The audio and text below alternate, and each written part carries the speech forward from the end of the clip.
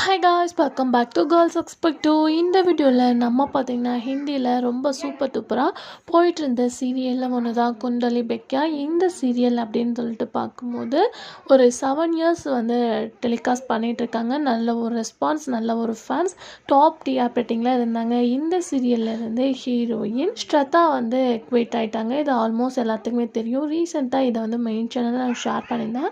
இப்போ என்ன அப்படின்னு பார்க்கும்போது லாஸ்ட் எபிசோட், அதாவது இந்த சீரியல் கிளைமேக்ஸ் வரனால 1 by 1 கேரக்டரை எண்ட் பண்ணிவிட்டு ஒரு நியூ ஸ்டோரியாக எண்ட் பண்ண போகிறாங்களாம்.